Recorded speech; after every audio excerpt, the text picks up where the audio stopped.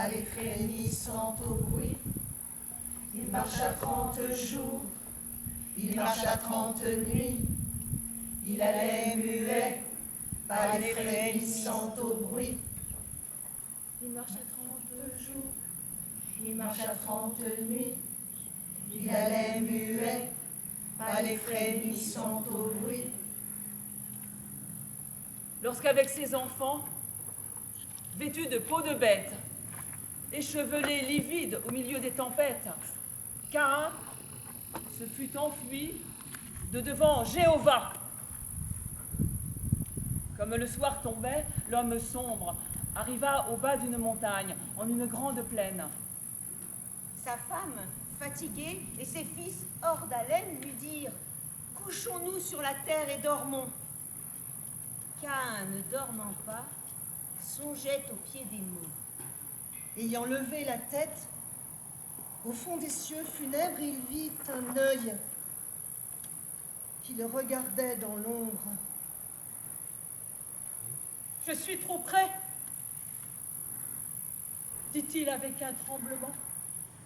Il réveilla ses fils dormants, sa femme lasse, et se remit à fuir, sinistre, dans l'espace.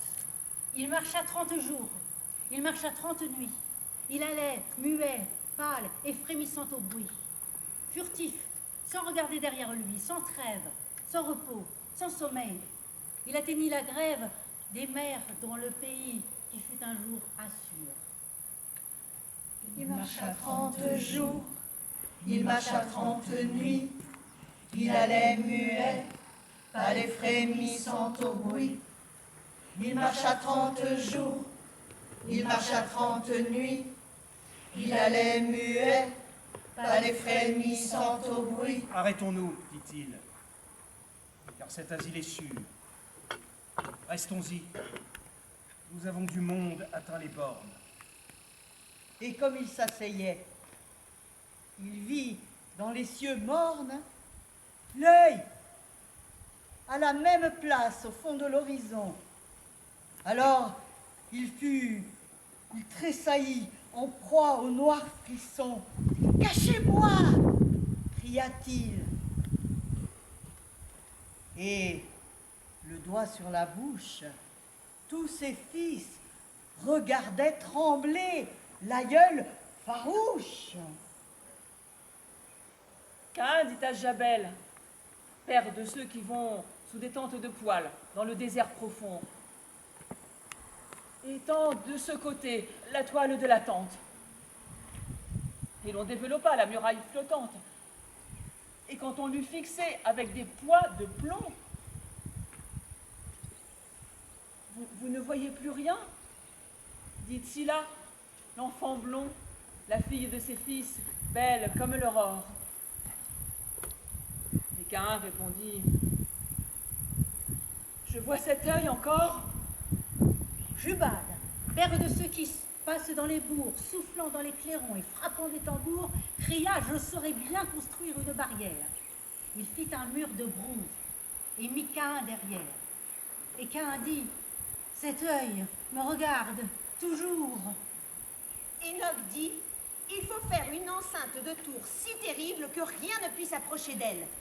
Bâtissons une ville avec sa citadelle. » On lia chaque bloc avec des nœuds de fer, et la ville semblait une ville d'enfer. L'ombre des tours faisait la nuit dans les campagnes. Ils donnèrent au mur l'épaisseur des montagnes. Sur la porte, on grava « Défense à Dieu d'entrer ». Et quand ils eurent fini de clore et d'humurer, on mit l'aïeul au centre, en une tour de pierre. Et lui restait lugubre et hagard. « Oh, mon père, l'œil a-t-il disparu ?» dit-on tremblant Tsila. Et Caïn répondit, « Non, il est toujours là. » Alors il dit, « Je veux habiter sous la terre, comme dans son sépulcre un homme solitaire. Plus rien ne me verra, je ne verrai plus rien. » On fit donc une fosse. Et Caïn dit « C'est bien ». Puis il descendit seul sous cette voûte sombre.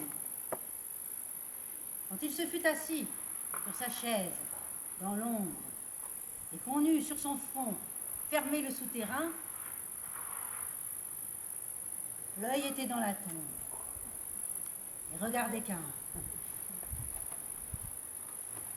Il marcha 30 jours, il marcha 30 nuits, il allait muet, pas les frémissant au bruit. Il marcha 30 jours, il marcha 30 nuits, il allait muet, pas les frémissant au bruit.